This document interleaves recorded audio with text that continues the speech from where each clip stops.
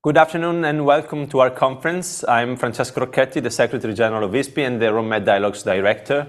Today we gather when the conflict in Gaza poses a serious threat to human lives, regional stability, but also to the already fragile economies of the Middle East.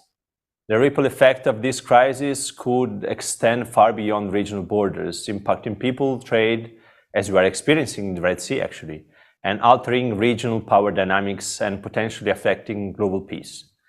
This comes at a time when the world economy is still reeling from a succession of profound challenges.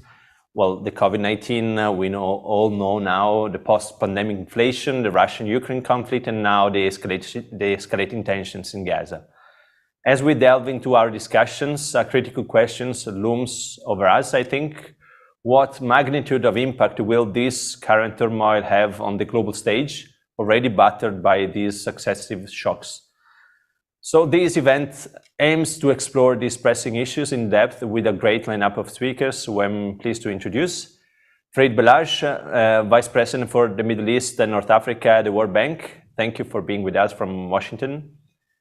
Jan Egeland, Secretary General of the Norwegian Refugee Council, one of the most prominent humanitarian organizations. Thank you, Jan Egeland, for being with us. HOUDA, JANNET, Director General, Observatoire Méditerranéen de l'Énergie. Thank you for being with us. And last but not least, Stefano Sannino, Secretary General of the European External Action Service, the EU's diplomatic service. Thank you for being with us. Welcome everybody, and we're very happy to have you here to open the series of events that we will hold along the year, as we always do, to have a close look at what happens in the MENA region. I would begin from the economy by asking FERID BELHAJ to outline what was the economic context in the MENA region before the conflict, and how is the conflict affecting the 2024 economic outlook for the region. Thank you very much, and very good to be with you. It's always been good to be in Rome, even virtually. So really happy to be part of this conversation. As you know, before the conflict escalated, growth in MENA for 2023 was already forecast to decelerate quite sharply from 6% in 2022, which was a year, I must say, of exceptional growth in the region, to about 2.5% in 2023. So during the period between 2020 and 2022, the MENA region experienced macroeconomic turmoil. You mentioned it. You know, we had this cascade of events: the pandemic, the Russian invasion of Ukraine, the changes in the global economic environment with high interest rates and inflation. All of these have overlaid existing vulnerability in some countries. By the way, if one look at the global shocks that hit MENA during that period, they all resulted in an increase of 5 million people losing their jobs in the region, which frankly is not good news for a region where our projections go. If you know that will look at about 300 million young people hitting the job market by 2050. So we are not only not on the path of creating those jobs, we are losing jobs. And this is really something that, you know, is a problem for all of us. But let's go back to 2023. You know, before the war, the combination of demand slowdown in large economies and oil production that have been cut in OPEC economies slowed down the growth in the GCC and the OEC. So much so that the countries like Saudi Arabia, for instance, went from a growth record of 8.6% in 2022 to minus half a point in 2023. So this is already what we have. And then came the war. And of course, as you can imagine, you know, a lot of our projections were kind of shaken by that. We'll talk later about the conflict in Palestine, West Bank, Gaza, and Israel. But if we think about the region as a whole, assuming the conflict does not escalate further, you know, several countries like, say, Algeria, Morocco, Libya, the Gulf Cooperation Council, they are likely to remain relatively unaffected, given the limited or inexistent economic linkages with Palestine, with Gaza, West Bank, with Israel. For instance, take Morocco. People talk a lot about Morocco and links to Israel, but in fact, at the end of the day, when you look at it, it's less than 0.1% of trade with Israel. So these countries will be unaffected. However, countries like Jordan, like Egypt, these are more likely to be directly impacted through trade and services, especially tourism, and disruption of gas supply. And this would interest our colleague HOUDA bin JANNET, because if you look at Jordan, 80% of its natural gas comes from the Leviathan gas field in Israel, and Egypt has already suffered from the shutdown of the Tamar field, where imports from Israel had declined by about 20% by the end of October. So this is also something that we need to be looking at and be attentive to. One last point. Clearly, the global oil markets have been have seen significant changes and alteration, with oil prices dropping due to advancement in production techniques such as deep water drilling, shale oil and oil gas production, and also the new entrants in the market. Brazil is very much there now, Guyana, Canada, and of course the United States stepping up. So at the same time, there has been notable shift in energy demand due to climate change concerns as well. This is something that we need to keep into consideration. A number of countries are now more interested, frankly, in opening their markets to renewable energies. And that, of course, affects some of the Gulf countries, but also is prompting them to move into diversification. And we see what's happening now in Saudi Arabia, in the UAE, and other places, where this is also a shift to be looking at down the road as we move forward. So this is kind of the broad environment within which we are operating right now. And I'll get later into the more specific impact on Israel, on West Bank, and on Gaza. Over to you. Yeah, thank you. And as we know, what's happening in the region has not only economic consequences, but first and foremost, a humanitarian impact. The scale of Gaza's humanitarian crisis, coupled with aid access issues, is posing major challenges to international agencies and humanitarian actors in a broader context of politicization of aid. So, Jan Egeland, facing the current crisis and humanitarian crisis in the Mena and access hurdles, what are the top challenges that humanitarian organizations and actors like yours anticipate this year? Well, the outlook, Francesco, is very bleak. I wish I could be more optimistic, but I think, as FERID just said, 2023 was a really bad year in the region, economically and otherwise.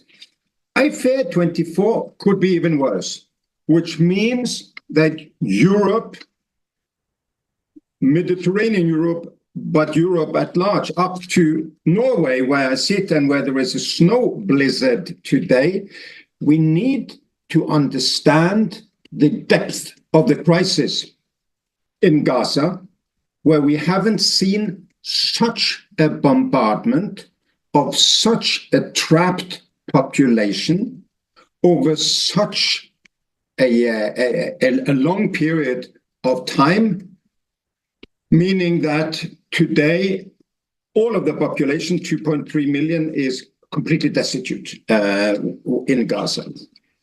But it didn't get better in the other places of crisis and conflict. West Bank, Lebanon, Syria. Syria is I was there relatively recently. They talk about we went from war to hell, is an expression very many have there. The needs have exploded of late because of a free fall in economic conditions for the displaced and other groups, and it's gotten worse of late. Libya split, the crisis, and in all of these places. I didn't mention the West Bank. West Bank is in the shadow of Gaza, becoming much worse. Now, we face an explosion of needs. We have a decrease of access in many of these places. Gaza is a scandal. We're still not having access at any rate compared to the needs in Gaza, and we have a funding crisis. So at this time of the year, rations are being cut to refugees and internally displaced people across the region. Syria, a very clear example of that. So unless Europe wants another horrific exodus across the Mediterranean, we all need to invest in hope for the populations in these regions, for the youth of these regions. Already, as you know, in the Mediterranean, Mare Nostrum, as you Romans called it, we cannot continue coming one people from the north to sip Bordeaux wine and be on outdoor restaurants, and then other people coming to die in their attempt to get hope in the north. So my plea is the European Union must take a leadership role in assembling Europe to see the crisis in the MENA region and invest in hope before it is too late and people give up any future where they are. Sorry to be bleak, Francesco. No, I mean, I think you gave a sort of a picture of what's happening, and I would like to dig a little bit deeper on what you are calling to. So the European Union with Stefano Sannino, with the war in Ukraine, the war in the Middle East, and the tensions in the Caucasus and in the Balkans, it is the entire European neighborhood on fire and at risk of destabilization. Arab countries and the broader global south, as some people call it, have pointed their fingers at the double standard adopted by the European Union, the Europe and the West in these wars. So taking all this into account, and also what Jan Egeland just said, how do you see the 2024 for the EU-MENA relations unfolding? It's tough here. Well, it's not going to be easy, and I suppose that the electoral cycles around the world are not making this year's and maybe even the coming one things better or easier. That said, I mean, I would say that the crisis, the unfolding crisis in Gaza, is absorbing a lot of our attention, of our energy, and also of our political capital. There is no doubt about that. There is one part of the story that has already been told about the need to minimize the potential impact of this conflict for the civilian population. And that is a very sad story, because at the end of the day, those who are paying the highest price of this confrontation between Hamas and Israel are the population of Gaza. So there is one important point at how to minimize the impact of this war on the population, and it's easy to be said, but much more difficult to be done. And we see that in spite of the huge diplomatic effort that has been deployed, not only by the European Union but also by the United States and other international actors, we do not see this happening. There is one part, one element that I would like also to recall in this context, which is the one of the release of hostages, which is still very touchy and very emotional for many. Then there is the point that Jan was mentioning about humanitarian assistance. I mean, I don't like speaking about figures. It is true that we have multiplied by 4 the humanitarian assistance to Gaza. We are now well above 100 million euro. But the problem, I think, it's not very much the amount. It's also that, but it's how to make it possible that this assistance could reach the people in need in the country. And there is a lot of work that is going into it. And then there is the work that we need to do, and Jan was mentioning this about providing hope, so providing a perspective, a future for this region, and in particular for the Palestinian people.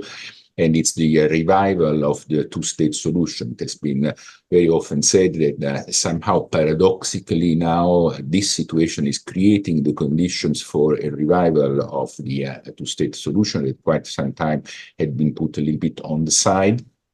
And that's where the effort of the European Union is now focusing on. And in particular of the High Representative, Josep Borrell, who is really pushing to revive this effort. He had already started even before the war, but now this is even more relevant. And I would say that alongside with this, with the creation of a Palestinian state, there is also the need to ensure the security of Israel. Let's say, looking a little bit broader into the region, and maybe to end on a more positive note, I think that the work that we are also doing is on strengthening the partnership with the southern neighborhood, and the economic element has already come into the fore. I suppose that we speak also about energy, but certainly the idea of having more comprehensive partnerships with the countries of the region is very much at the center of the work that we are doing, including on infrastructural projects. We have this new mechanism in place, which is called Global Gateway, to foster this cooperation, and energy will be certainly very much in the center. And I don't want to escape also the difficult issue of the management of migration that we will need to face together. And the last point that I would make is about the strengthening of the relationship with the Gulf countries. We are trying there to readjust our strategy to, let's say, maybe to go a little bit more bilateral than multilateral. We have seen that working with all the countries of the region, it's relevant, but we will try to go a little bit deeper into the bilateral dimension. Well, thank you. Thank you. You just mentioned energy partnership, and I would like to turn to HOUDA and JANNET with, let's say, we go back a little bit on the economy. As you know, the conflict is changing the energy landscape in Eastern Mediterranean, with supply disruptions, the shutdown of gas fields, and new tensions among the countries of the region. So I'm looking at the negative side, contrary to what Stefano Sonnino just said. But over the last years, the prospects of gas diplomacy, we can call it, contributed to conveying hopes over the role of energy as a catalyst for peace and improve the international cooperation in that region. Do you think that all this is at risk right now?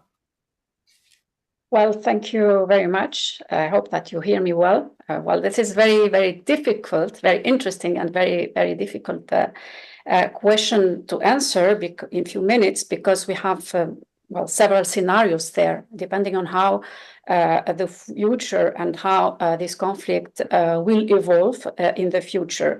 And of course, what we also, according to the strategies that the regional actors as well as the major powers are going to play in short and medium and long term. So many possible scenarios we have there, and which each one will affect in a way or another this energy diplomacy and gas diplomacy in particular, because of indeed the East and Med gas resources that we all are aware about.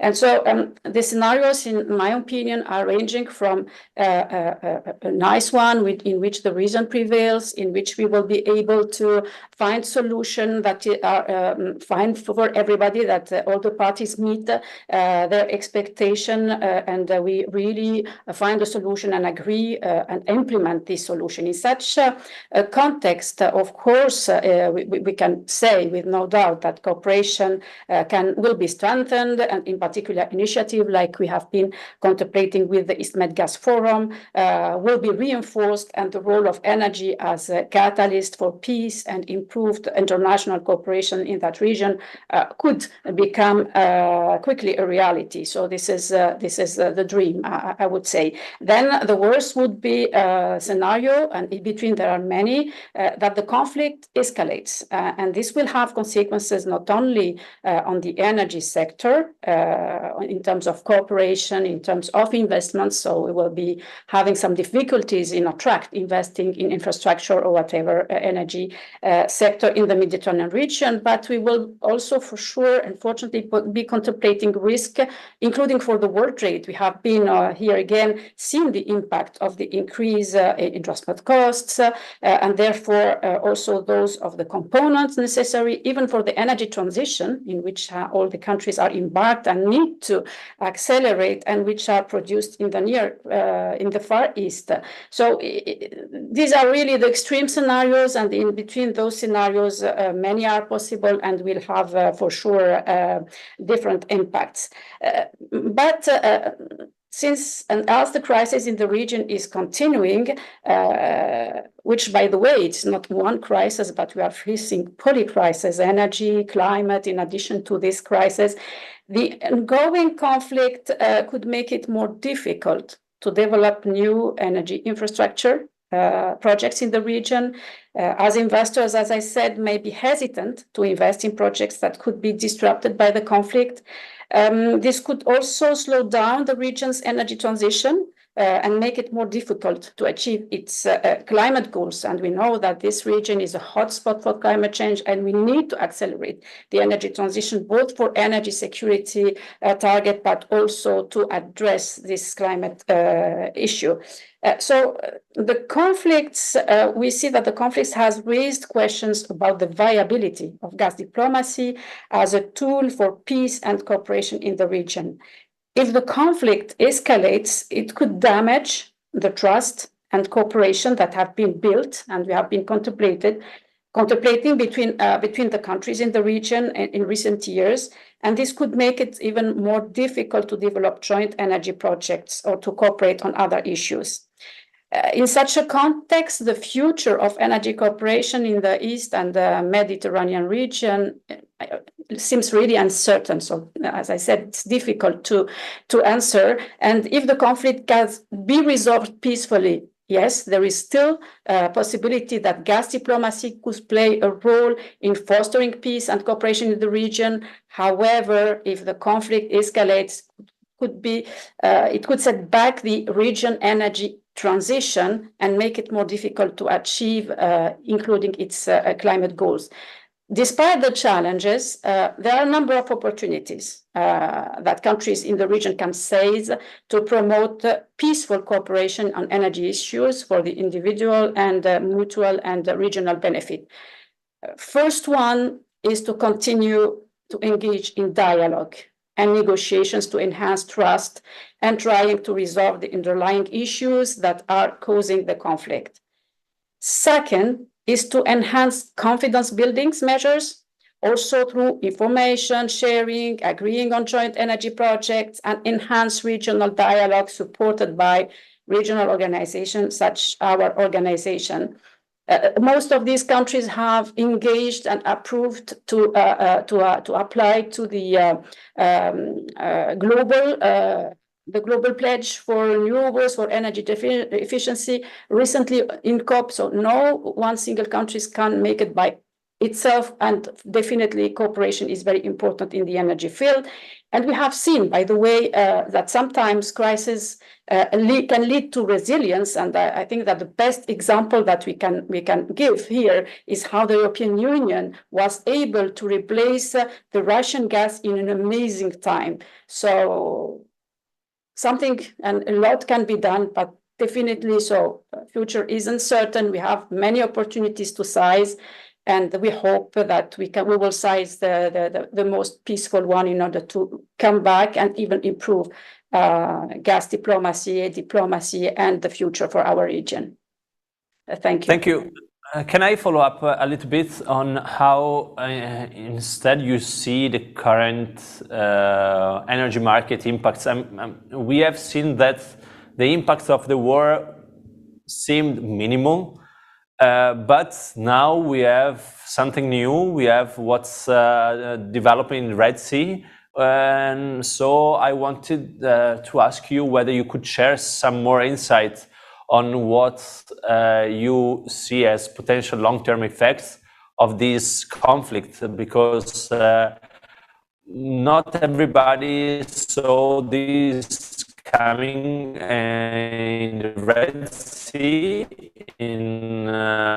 as an impact on not only in the energy market, but more broadly on the economic side. The ongoing conflict in the region well, it has the potential to have significant long-term impacts. This is for sure for energy dynamics in the entire region and even possibly beyond the region, by the way. For the immediate impact on the conflict market has not been has been limited so far, but it is obvious that if we are in the scenario where the conflict will be staying for longer and even escalate, then well, the impact could lead to several long-term consequences. So what we contemplate is one of the most immediate effects of the war is the increase of energy prices. So this is something that we've been contemplated, and the region is, as we all know, a major producer and of oil and gas, and any disruption to production and transportation could lead to higher prices for energy consumers, even around the world. So it is not only consumers in the region that will be affected and are affected. And this could have a particularly significant impact, in particular on countries in the region which rely heavily on imports, and that was mentioned also the case of Jordan, but not only.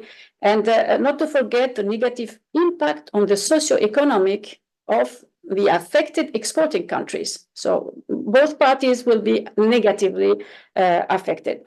In the long term, the conflict could lead to accelerating the transition to alternative energy sources in the region.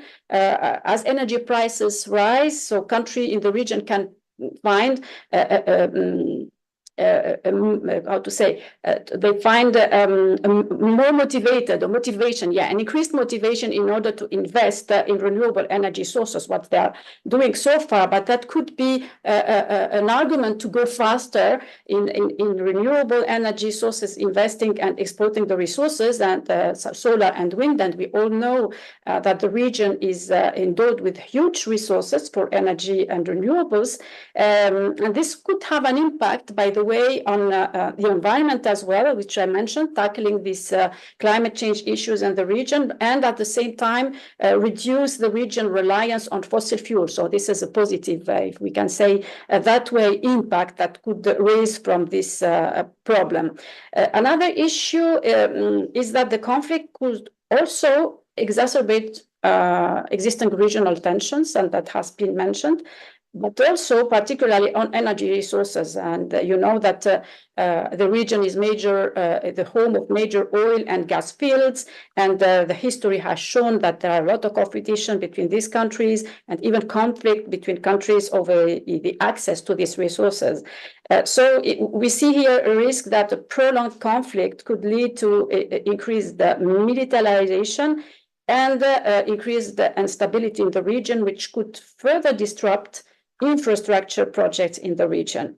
So here, as I mentioned, investors might be reluctant to come and to invest in new oil and gas projects, but even in the energy transition, other projects, if they believe that the conflict could disrupt production or transportation or risks for their investment. So this could lead to a shortage of energy supplies in the region in the long term in general, should it be for fossil fuels, gas, and even for renewables. Now, back to 2024, well, it's very difficult, even more difficult to say what will happen. But I believe that the prospects for the energy sector in the Mediterranean region, well, is uncertain. But at the same time, I see that on one hand, the region has the potential to benefit from the global energy transition as countries shift from their focus to renewable energy sources. And as I mentioned again, many of them have joined the global pledge that has been launched recently in COP28, which target is to triple. More than 130 countries have joined this pledge, of which many of the countries of our region, and so they signed up to triple the global renewable energy power capacity by 2030 and double the annual rate of energy efficiency improvement every year to 2030. So we can say that we should take the benefit, if we can say that, sorry about this word, but of the situation in order again to accelerate and to move forward.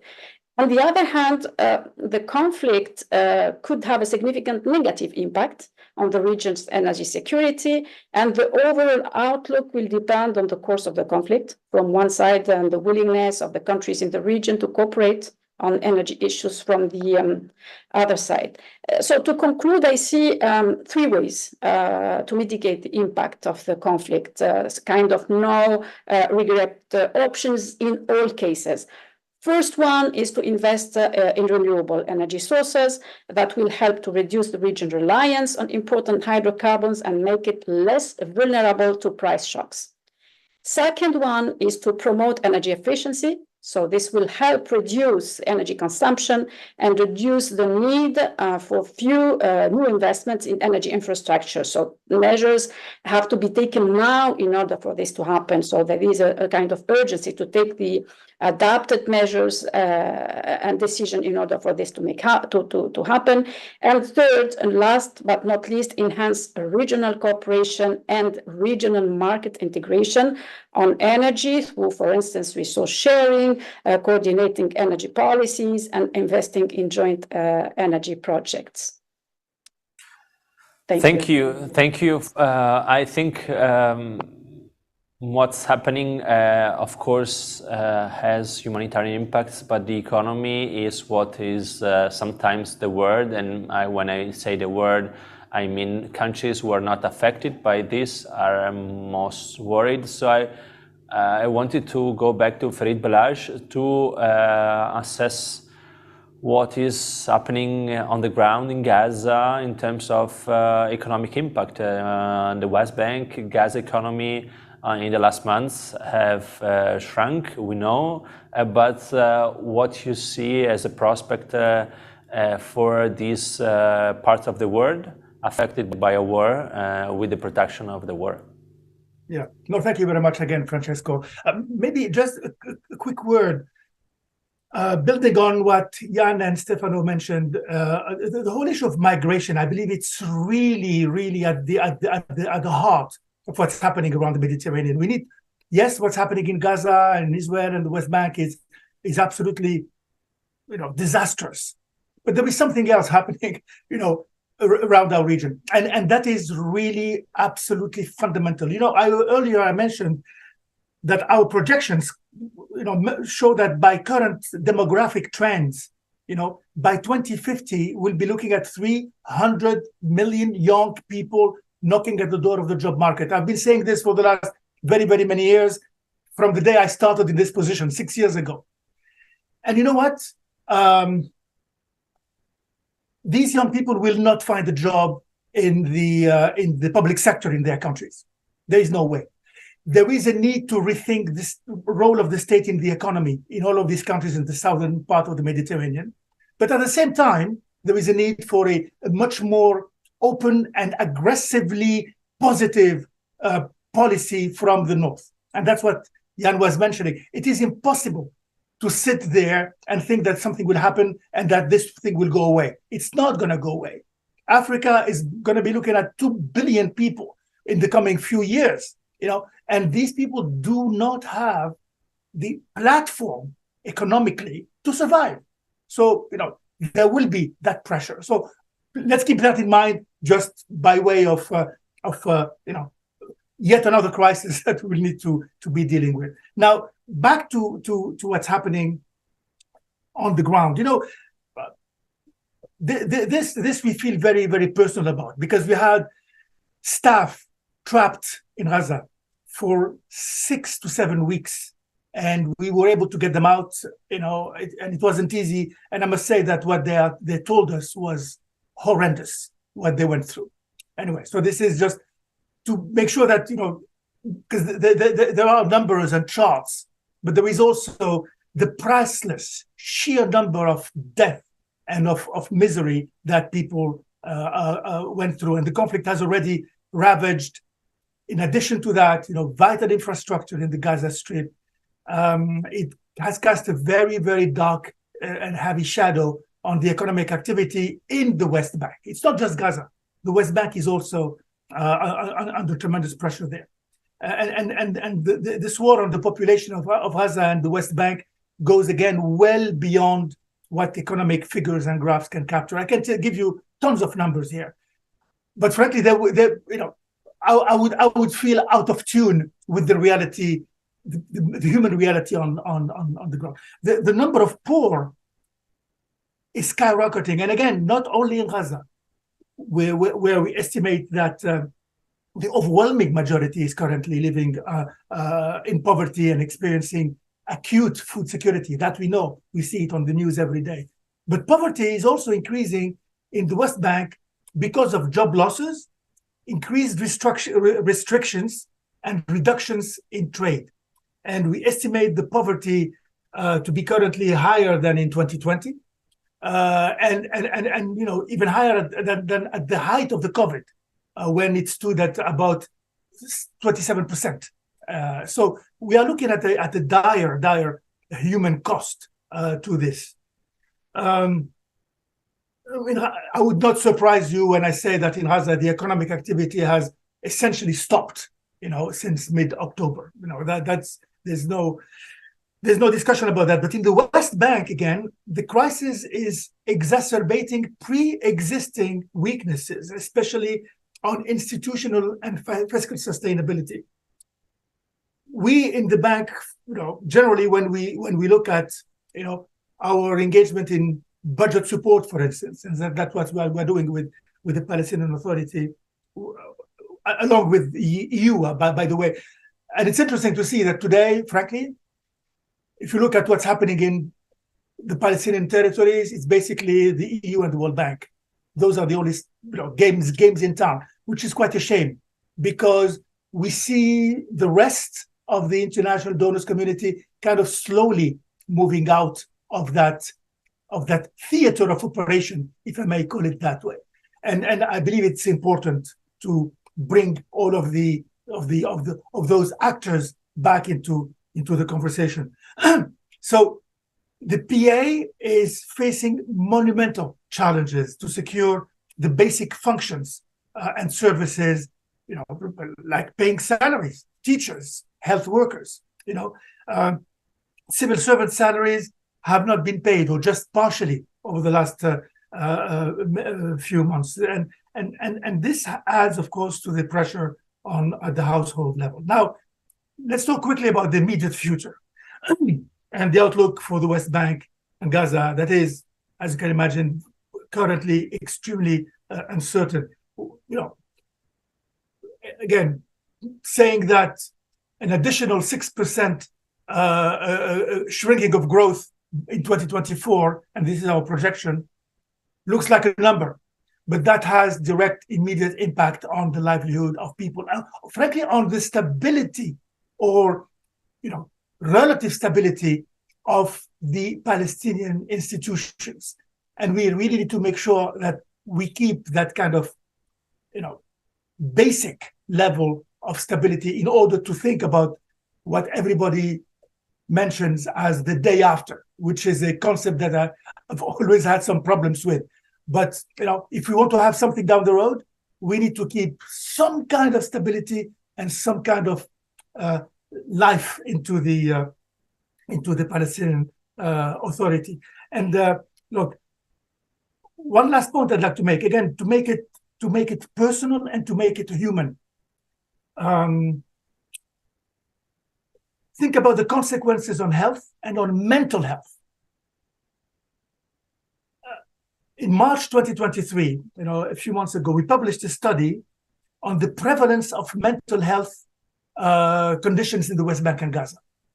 And this, well, of course, this study was stemming, from decades of exposure to conflict and fragility. The results were astounding. 58% of adult Palestinians have symptoms consistent with depression. 58%. And this is, going to 71% when it comes to Gaza alone. And when I go and visit Gaza, last time I was there was a couple of months before what happened in October. You can feel, that tension, that depression. You can feel it, and it's not just economic. It is very, very much human, and this is really where we need to look at. So, yes, there will be an issue to reconstruct, and we will be there. We've been there in 2011, in 2014, in 2021. We've been there. And we will be there again, and we'll try to help, build back better. That's for sure. But that's brick and mortar. That's basically sewage and water and sanitation. But building back the human dimension of this is going to be the most difficult part of it. And I really wanted to kind of take my hat my economic hat off and bring about the human dimension of what we are looking at. Because this is going to be the most difficult challenge that we'll have to face as we move forward. Thank you. Your message, I think it was loud and clear, even without numbers. And I would say especially without numbers. And I think one of the most mentioned words and institutions in our conversation was the European Union. In everything, almost everything we said, the European Union just jumped in. So I want Stefano Sonnino to jump in. And the question for you, and I know it's broad, I know it may sound a little bit, a known question, but given everything everything is going on in the region, and how do you see the EU's role unfolding? It's a difficult phase. We are looking a lot at the United States for sort of negotiation. We are looking at the Qatar effort in the release of hostages. How do you see the EU's role unfolding in the Israel-Palestine conflict right now? Sorry, you are muted. Apologies. Look, I think that somehow I had already touched on this element in my first intervention, and I can go a little bit deeper into this. Let's be clear, this is not an effort, this must be a concerted effort. It must be a European, EU, and when I say EU, I say in a Team Europe approach, which brings together the institutions and the member states. The United States are a key actor in this process, and we cannot underestimate sufficiently their role. It is important the role that the Arab states can play, and how they can accompany this process, and what is the kind of involvement. It is important also the role of other actors. Because there are forces in the region that are not necessarily let's say, having the most positive impact. We've seen the Houthis, what they're doing in the Red Sea, but also the potential risk of Iran involvement in this process. So from that point of view, going back at the role that China has played, for example, vis-a-vis Iran, also China can play a constructive role in the region. So all that to say that, I mean, I don't want to shy away about the responsibility of the European Union, but it must go well beyond what only the European Union can do. That said, I mean, as I was saying, I think that there is an immediate need, which is the most humanitarian we've spoken about, and this is something that depends on us, depends on the Israelis, depends on the pressure that we are continue putting on the side, especially on Israel, to be more, let's say, more in line with the international humanitarian law, and you have seen not only our efforts, but also the effort of the United States in this from that point of view. Then we have a second challenge that we need to face, which is the, I don't want to speak about the day after, but what is going to happen when the military operations will be over. Because this will be a huge challenge for all of us in how to handle Gaza, which is the kind of governance that we need to provide, how to assist for the reconstruction, how to assist for making it sure that, again, I mean, this part of the Palestinian territory can be revived.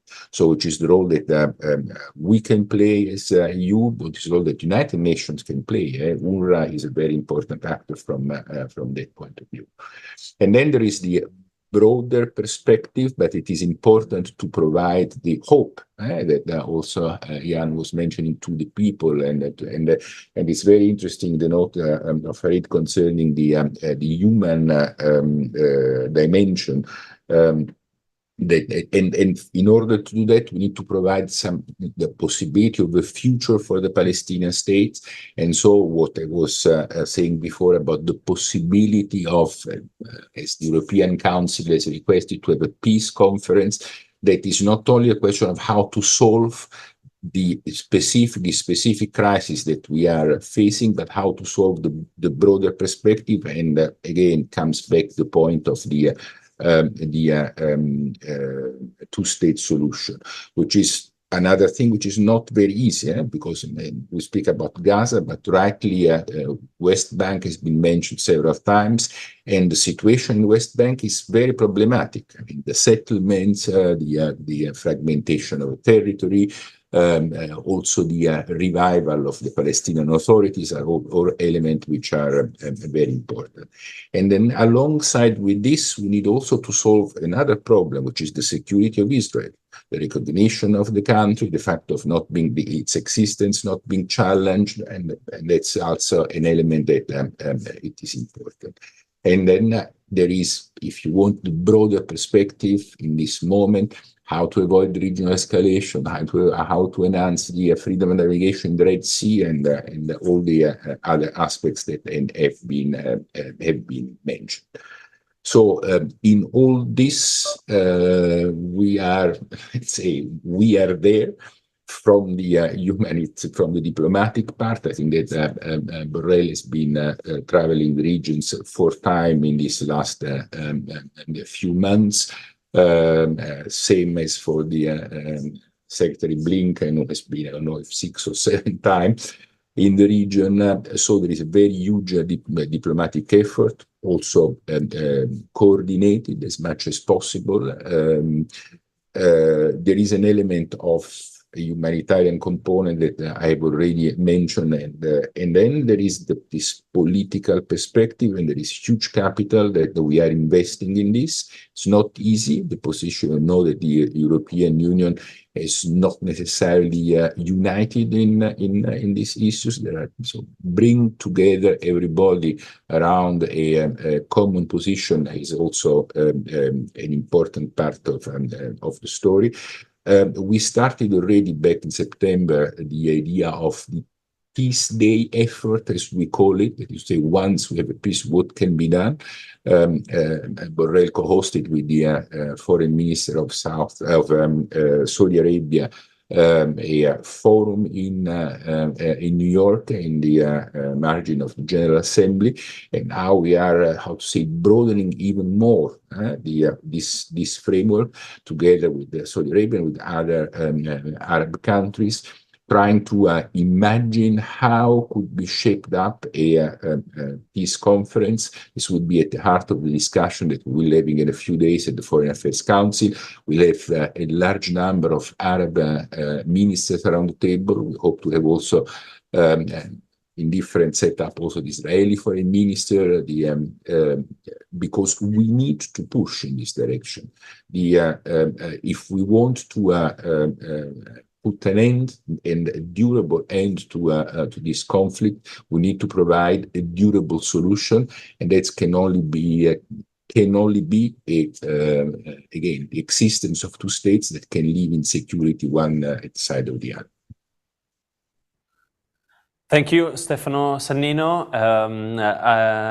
Before going to Jan Egeland, many things were mentioned, and Stefano Sannino, you just underscored the importance of putting people at a table to discuss. Also, with the Italian Ministry of Foreign Affairs, in the coming weeks, we will host a track to diplomacy effort with more than 50 thinkers and scholars from more than 30 countries, from all the MENA countries, but also, of course, from China, from the US.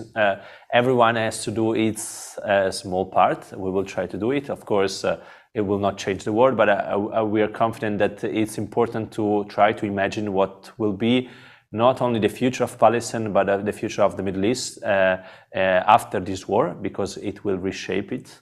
And speaking about Palestine, Jan Egeland, you were part of the Norwegian team, which facilitated the dialogue between Israel and the PLO in 1992, which then led to the Oslo Accord. Today, I know it's difficult to ask, given the situation on the ground, but how do you see a possible evolution of the conflict over the next months? You already saw this happening, and you already tried to carry out an effort to reconcile it. Yeah. I've been thinking a bit about it of late, of course. It's 30 years since the Oslo Accord. And there are lessons to be drawn from that one. First, there were some similarities. When we did the Norwegian Channel, PLO was seen as a terrorist organization by Israel, by the United States, by many European countries. And Israel was occupying all of Gaza, all of the West Bank.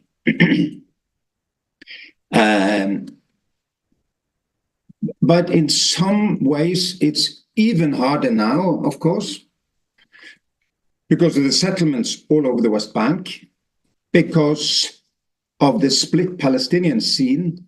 I mean, Mahmoud Abbas and Palestinian Authority has controlled only the West Bank for a long time. And Hamas never recognized Israel and inflicted the worst terror act in Israel's history on the 7th of October. So the Palestinian side is deeply split, and Hamas doesn't have the legitimacy to sit at any table. So it's even more difficult now. However, it's not hopeless, because there are three scenarios. The good scenario is we get the ceasefire and an end to the hemorrhaging of human rights in Gaza, and the international community enables a real peace talks. Real peace. I mean, Stefano mentioned the hopes for a peace conference. I wholeheartedly support that. But it would mean a lot of work, really, given the parties. And of course, on the Israeli side, it's the most extreme government in the history of Israel sitting there and the least amenable to compromise with the Palestinians. The bad scenario is that we stumble on, like now, less war, no real peace, very difficult access, and 350,000 housing units destroyed or damaged as of now, and little by little even more. I know the number because my organization, Norwegian Refugee Council, and we're sending people into Gaza now. We have 50 colleagues. We're sending new teams in to do more work, and we are in charge of the shelter cluster that's supposed to be giving emergency and transitional and permanent housing to the homeless. And it's 1.5 million people now, really. It's an impossible task, really. And then there is even an ugly scenario, and that is that the radicalization that is extreme now, certainly on the Israeli side, I mean, no one's talking about any compromise with the Palestinians at the moment. It's like everybody want to believe that you can, by crushing Gaza, crush Hamas. It's not possible. And on the Palestinian Arab side, there's been a radicalization which is very worrying. Israel deserved the right to live in peace and with recognition, and it's not going more in that direction since the war started. So, one clear scenario is that we have more war. And it's in the West Bank, it's in Lebanon, it could be Red Sea, and northern Yemen, for that matter. Let's then, however, conclude, there is also a good scenario. It would only come about by massive pressure on Israel and massive pressure on the Palestinian side in becoming a coherent partner for peace, a coherent party to a negotiating table. And the former can only happen if the US and the EU push Israel, really, including Germany, for example, and that the Egypt, Jordan, Gulf countries push, hurt, invest, guide, support, and push the Palestinian side, really. There's no other way. They are incapable, unwilling, and unable, the two parties, really, to sit down and make the peace project themselves. So I hope for leadership here now from the West, from Egypt, from the Gulf countries, for this to happen. It's the only hope we have to get out of this. Can I just come in on this, because it's just to be clear, when I was speaking about a peace conference, I'm not thinking about the idea of sitting the two sides around the same table. I'm speaking about the process, exactly what you were saying, Jan. I mean, how to bring together, let's say, in a sort of progressively proximity talks, the sponsored by a number of countries, how to make the two positions more compatible, but also which kind of process can be started, and how it's going to be negotiated. Because I agree with you, but I also think that it's very difficult to impose a process on the two sides, including all the pressure that you can exert on Israel, on the Palestinian. So you need also to generate, and I know that it's difficult, a sense of ownership in this process. So it's I don't think that there is a miracle solution. I don't think that it's something that is solved over a fortnight. So it takes a lot of concerted efforts. But I mean, that's the purpose, because otherwise we will just have a sort, if we can manage, a patchy solution, and then we go back to the usual pattern. Well, I think 2024 will be a moment of truth for how this war will unfold, if the military operations and when they will finish, and what will happen next and its impact on the region, which will be important politically, economically, politically, I would say mainly. So thank you for being with us today. I think, I mean, for me, it was very, very interesting to hear from all of you, your insights, and I'm sure also for the people who followed us today. And thank you again, and I hope to see you in Rome in November, when we will hold the Rome Dialogues again in person. Thank you again, and see you soon. Thank you.